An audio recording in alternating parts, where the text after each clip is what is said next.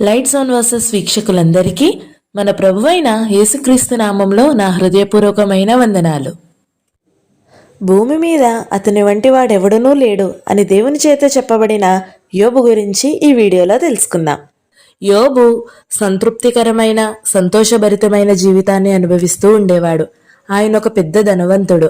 ఉత్తర అరేబియాలో ఉన్న ఊజు దేశంలో ఆయన గురించి తెలియని వాళ్లే లేరు. ఆయన్ని అందరూ గౌరవించేవాళ్ళు. ఆయన పెద్దవాళ్లకు ఉదారంగా సహాయం చేసేవాడు. నిస్సహాయులకు అండగా నిలిచేవాడు. దేవుడు యోబును 10 మంది పిల్లలతో ఆశీర్వదించాడు. అయితే యోబు దేవునితో తనకున్న సంబంధాన్నే అన్నిటికన్నా విలువైనదిగా ఎంచేవాడు. తన పూర్వీకులైన అబ్రహాము, ఇస్సాకు, యాకోబు, యోసేపుల్లాగానే యోబు కూడా యెహోవాను సంతోషపెట్టడానికి సాయశక్తులా కృషి చేసేవాడు. వాళ్లలాగే యోబు కూడా తన పిల్లల తరపున క్రమంగా దహనబలుడు అర్పిస్తూ తన కుటుంబానికి యాజకుడిగా పనిచేశాడు. అయితే నమ్మకమైన దేవదూతలు యెహోవా వద్దకు వచ్చి యోబు గురించి చెప్పడం మొదలుపెట్టారు. ఆ దేవదూతలతో పాటు సాతాను కూడా అక్కడికి వచ్చాడు. అతనికి యోబు అంటే ఇష్టం లేదని యెహోవాకు తెలుసు. అందుకే ఆయన యోబు అసాధారణమైన యథార్థతను గురించి సాతానుకు చెప్పాడు. అప్పుడు సాతాను ఏమాత్రం తడబడకుండా, యోబు ఊరకయే దేవుని యందు భయభక్తులు కలవాడాయనా?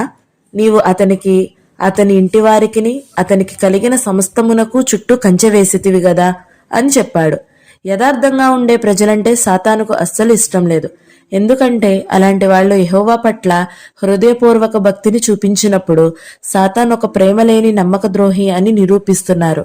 కాబట్టి సాతాను యోబును స్వార్థంతోనే దేవుణ్ణి ఆరాధిస్తున్నాడు అని వాదిస్తూ, ఒకవేళ ఆయనకు ఉన్నవన్నీ పోతే ఆయన ఖచ్చితంగా యెహోవాను ముఖం మీదే దూషిస్తాడని అంటాడు. ఇదంతా యోబుకు తెలుసుండకపోవచ్చు. కాని సాతాను అబద్ధికుడని నిరూపించే గొప్ప అవకాశాన్ని యెహోవా ఆయనకు ఇచ్చాడు. యోబు దగ్గరనున్నవన్నీ తీసేయడానికి యెహోవా సాతానుకు అనుమతినిచ్చాడు. కాని యోబు ప్రాణానికి ఏ హాని చేయొద్దని చెప్పాడు. దాంతో అతను ఆతురతతో యోబును బాధించడాన్ని మొదలుపెట్టాడు. ఒక్క రోజులోనే యోబుకు దెబ్బ మీద దెబ్బ తగిలింది. ఆయన పశువులు, గాడిదలు, గొర్రెలు, ఒంటెలు అన్నీ చనిపోయాయని యోబుకు తెలిసింది. అంతేకాకుండా వాటిని చూసుకునే సేవకులు కూడా చనిపోబడ్డారు. తన గొర్రెలు, సేవకులు చనిపోవడానికి ఒక కారణం దేవుని అగ్ని అని ఆయనతో చెప్పారు. అది బహుశా మెరుపులు అయ్యుండొచ్చు. ఆ వార్త జీర్ణించుకోకముందే ఇంకొక పెద్ద విషాద వార్త ఆయనకు తెలిసింది. తన పెద్ద కొడుకు ఇంట్లో తన పిల్లలందరూ ఉండగా హఠాత్తుగా సుడిగాలి రావడంతో ఆ ఇల్లు కూలిపోయి వాళ్ళందరూ చనిపోయారు. ఆ సమయంలో యోబు ఎంతగానో బాధపడ్డాడు. ఆయన తన బట్టలు చింపుకుని తల వెంట్రుకలు గొరిగించుకుని నేల మీద కుప్పకూలిపోయాడు.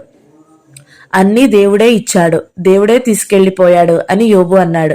నిజానికి సాతాను తన తెలివితేటలతో అదంతా దేవుని వల్లే జరిగిందని అనిపించేలా చేశాడు. అయినప్పటికీ సాతాను చెప్పినట్టు యోబు దేవుణ్ణి దూషించలేదు. బదులుగా యెహోవా నామమునకు స్తుతి కలుగునుగాక అని యోబు పలికాడు. కోపంతో రగిలిపోతున్న సాతాను ఓటమిని ఒప్పుకోకపోవడానికి ఇష్టపడలేదు. దేవదూతలు యెహోవా ముందు సమకూడినప్పుడు అతను మళ్లీ అక్కడికి వచ్చాడు. అతను ఎన్ని దాడులు చేసినా యోబు యథార్థంగా ఉన్నందుకు యెహోవా మళ్లీ ఆయన్ని మెచ్చుకున్నాడు. అప్పుడు సాతాను చర్మము కాపాడుకొనుటకై చర్మమును, తన ప్రాణమును కాపాడుకొనుటకై తనకు కలిగినది యావత్తును నరుడిచ్చును కదా. ఇంకోసారి నీవు చేయి చాపి అతని ఎముకను, అతని దేహమును ముత్తినేడలా అతని నీ ముఖము ఎదుటనే దూషించి నిన్ను విడిచిపోవును అని అన్నాడు. ఒకవేళ యోబు ఆరోగ్యం పాడైతే ఆయన దేవుణ్ణి దూషిస్తాడని సాతాను నమ్మాడు.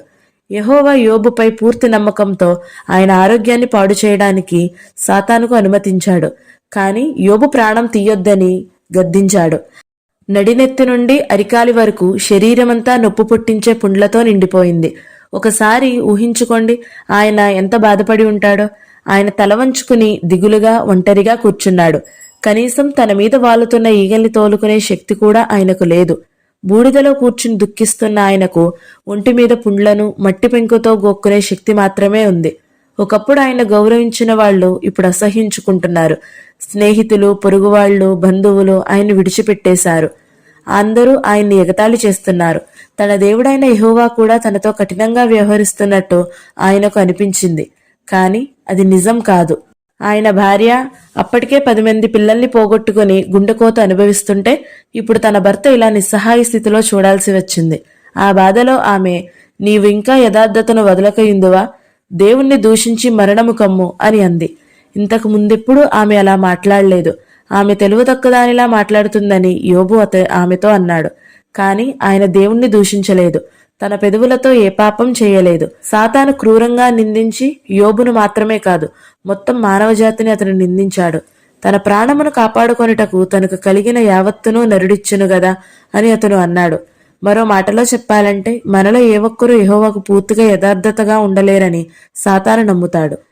యోబు కష్టాల గురించి తెలిసి ఆయన్ని చూడడానికి, ఓదార్చడానికి 3 వ్యక్తులు వచ్చారు. వాళ్లను ఆయన సహచరులు లేదా స్నేహితులు అని అనవచ్చు. వాళ్ళు యోబును దూరం నుండి చూసినప్పుడు ఆయన్ని గుర్తుపట్టలేకపోయారు. నొప్పి వల్ల జబ్బుతో శరీరం నల్లబడడం వల్ల యోబు అస్సలు పోల్చుకోలేని విధంగా తయారయ్యాడు. ఆ 3 స్నేహితులు అంటే ఎలీఫజు, బిల్దాదు, జోఫరు గట్టిగా ఏడుస్తూ తలల మీద దుమ్ము పోసుకుంటూ బాధపడుతున్నట్లు నటించారు. ఒక వారమంతా పగలు రాత్రి ఒక్క పూట కూడా మాట్లాడకుండా అక్కడే కూర్చుండిపోయారు. యోబును ఓదార్చడానికే వాళ్ళు అలా మౌనంగా ఉన్నారని మనం పొరబడకూడదు. ఎందుకంటే వాళ్ళు ఆయన స్థితిని గురించి తెలుసుకోవడానికి ఒక్క ప్రశ్న కూడా అడగలేదు. ఆయన బాధలో ఉన్నాడని మాత్రమే వాళ్ళు అర్థం చేసుకున్నారు. అది ఆయన్ని చూడగానే తెలుస్తుంది. చివరికి యోబే మాట్లాడడం మొదలు పెట్టాల్సి వచ్చింది. ఆయన ఎంతో బాధతో తన పుట్టినరోజును శపించడం మొదలుపెట్టాడు. తరువాత ఎందుకంత బాధపడుతున్నాడో చెప్పాడు. దేవుడే తనకు ఆ బాధలు పెట్టాడని యోబు అనుకున్నాడు. యోబు ఇంకా దేవుని మీద విశ్వాసాన్ని కోల్పోలేదు.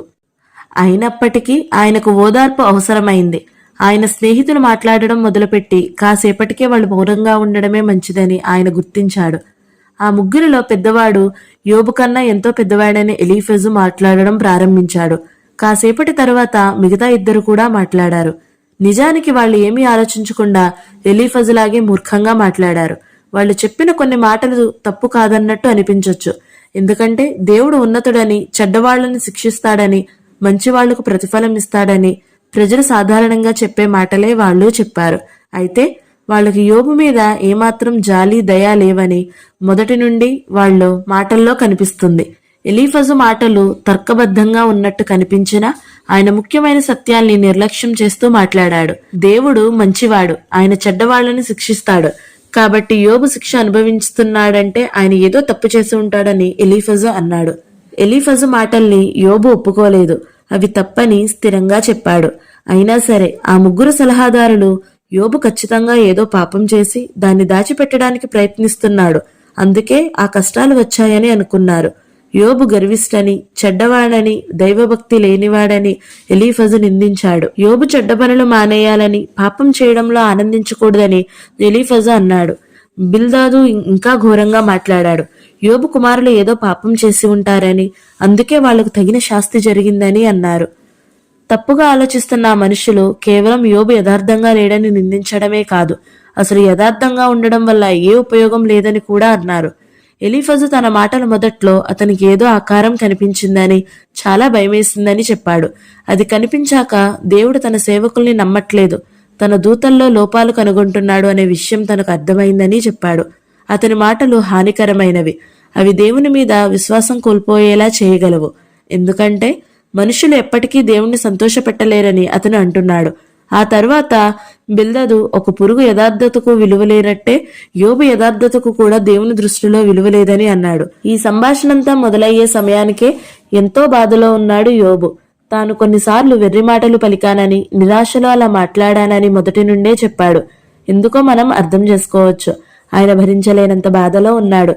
అంతేకాకుండా అసలు ఏం జరుగుతుందో ఆయనకు అర్థం కాలేదు. తనకు, తన కుటుంబానికి జరిగిన చెడు సంఘటనలు హఠాత్తుగా చోటు చేసుకున్నాయి కాబట్టి, అందులోనూ మానవాతీత శక్తుల వల్ల జరిగినట్టు అనిపించాయి కాబట్టి, వాటి కారణంగా యెహోవాయే అని యోబు అనుకున్నాడు. పైగా యోబుకు కొన్ని ప్రాముఖ్యమైన సంఘటనల గురించి ఏమాత్రం తెలియదు కాబట్టి ఊహాగానాల వల్లే తప్పుడు ముగింపుకు వచ్చాడు. కాని యోబు విశ్వాసం బలమైనది. స్థిరమైన యోబుకు ఆయన స్నేహితులకు మధ్య జరిగిన పెద్ద సంభాషణలో యోబు పలికిన మాటల్లో ఆయన విశ్వాసం కనబడుతుంది. సత్యమైన, అద్భుతమైన, ప్రోత్సాహకరమైన మాటల నుండి మనం కూడా ఎంతో ప్రయోజనం పొందవచ్చు. ఆయన సృష్టిలో అద్భుతాల గురించి మాట్లాడినప్పుడు దేవుడు తెలియజేస్తే తప్ప మనుషులు ఎప్పటికీ తెలుసుకోలేని విషయాల గురించి, ఉదాహరణకు యెహోవా శూన్యము పైన భూమిని వ్రేలాడజేసెను అని యోబు చెప్పాడు. ఆ వాస్తవాన్ని శాస్త్రజ్ఞులు వందల సంవత్సరాల తర్వాత తెలుసుకున్నారు. యోబు తన నిరీక్షణ గురించి మాట్లాడినప్పుడు పూర్వం జీవించిన ఇతర నమ్మకమైన దేవుని సేవకుల ఉన్న వాటిని విశ్వాసాన్నే చూపించాడు. ఒకవేళ తను చనిపోతే దేవుడు తనను గుర్తు పెట్టుకుంటాడని, తనకు మళ్లీ చూడాలనుకుంటాడని, తిరిగి బ్రతికిస్తాడని యోబు నమ్మాడు. ఇంతకీ యథార్థతను గురించి తలెత్తిన ప్రశ్న సంగతేంటి? మనుషుల యథార్థతను దేవుడు పట్టించుకోడని ఎలీఫజు అతనిద్దరు స్నేహితులు వాదించారు. వాళ్ల చెడ్డ ఆలోచన నిజమని యోబు నమ్మలేదు. మనుషుల యథార్థతను దేవుడు పట్టించుకుంటాడని యోబు బలంగా చెప్పాడు. ఆయన యెహోవా గురించి నమ్మకంగా ఇలా అన్నాడు: ఆయన నా యథార్థతను గుర్తిస్తాడు. తనను ఓదార్చడానికి వచ్చిన వాళ్ళు అప్పుడు తర్కంలో తన యథార్థతను తప్పుపడుతున్నారని యోబు స్పష్టంగా అర్థం చేసుకున్నాడు. దాంతో ఆయన చాలాసేపు మాట్లాడాడు. ఆయన ఎంతో బాగా మాట్లాడాడంటే ఆ ముగ్గురు ఇంకా నోరు తెరవలేదు. తన యథార్థత ప్రతిరోజు తాను ఎలా జీవిస్తున్నాడనే దానిని బట్టి తెలుస్తుందని యోబు అర్థం చేసుకున్నాడు. అందుకే ఆయన రోజు చేసే పనుల్లో ఎలా యథార్థంగా నడుచుకుంటున్నాడో వివరించాడు. ఉదాహరణకు ఆయన అన్ని రకాల విగ్రహారాధనకు దూరంగా ఉన్నాడు. ఇతరులతో దయగా, గౌరవంగా వ్యవహరించాడు. తన వివాహ జీవితాన్ని ఆనందిస్తూ మంచి నైతిక ప్రమాణాలు పాటించాడు. అన్నిటికన్నా ముఖ్యంగా ఒకే ఒక్క సత్యదేవుడైన యెహోవాను ఆరాధిస్తూ నమ్మకంగా ఉన్నాడు. అందుకే ఆయన నిండు హృదయంతో ఇలా అనగలిగాడు: మరణమగు వరకు నేనెంత మాత్రమును యథార్థతను విడువను. మనం యథార్థతను మాటల్లో కాదు, క్రియల్లో చూపించాలని యోబు అర్థం చేసుకున్నాడు. దేవునికి లోబడడం ద్వారా ఎల్లప్పుడూ, ఆఖరిగా కష్ట పరిస్థితుల్లో కూడా ఆయన దృష్టిలో సరైనది చేయడం ద్వారా హృదయపూర్వకంగా ఆయన పట్ల పూర్ణ భక్తిని చూపిస్తాం. అలా మనం గతంలో యోబు చేసినట్లు యెహోవాను సంతోషపెడదాం. ఆయన శత్రువైన సాతానును ఓడిద్దాం. యోబులా విశ్వాసం చూపించడానికి ఇంతకన్నా మంచి మార్గం మరొకటి లేదు. యోబు కథ ఇంతటితో అయిపోలేదు. ఆయన నిజంగా ప్రాముఖ్యమైన దాన్ని మర్చిపోయాడు. దానివల్ల తాను నీతిమంతుడని నిరూపించడంలో మునిగిపోయి దేవుని మంచితనాన్ని సమర్థించుకోలేకపోయాడు. ఆయన సరిదిద్దాల్సి వచ్చింది. విషయాల్ని యెహోవాలో చూడడానికి సహాయం చేయాల్సి వచ్చింది. మరోవైపు నొప్పితో, బాధతో సతమతమవుతున్న యోబుకు నిజమైన ఓదార్పు అవసరమైంది. ఎంతో విశ్వాసం, యథార్థత ఉన్న యోబుకు యెహోవా ఎలా సహాయం చేశాడు? తరువాత యెహోవా యోబుతో మాట్లాడాడు. ఆయన, నేను భూమిని ఆకాశాన్ని చేసినప్పుడు నీవు ఎక్కడున్నావు? నేను న్యాయం చేయనని నువ్వు ఎందుకు అంటున్నావు? నువ్వు ఇలా అంటున్నావు, కానీ ఇవన్నీ ఎందుకు జరుగుతున్నాయో నీకు తెలీదు అని అన్నాడు. యోబు తన తప్పును ఒప్పుకుని ఇలా అంటాడు: నేను తప్పు చేశాను. నేను నీ గురించి విన్నాను, కానీ ఇప్పుడు నిజంగా నిన్ను తెలుసుకున్నాను.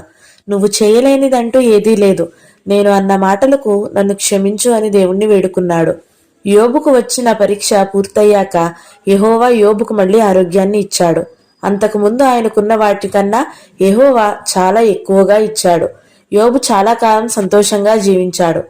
కష్టంగా ఉన్నప్పటికీ కూడా యోబు తన మాట విన్నందుకు యెహోవా ఆయన్ను దీవించాడు.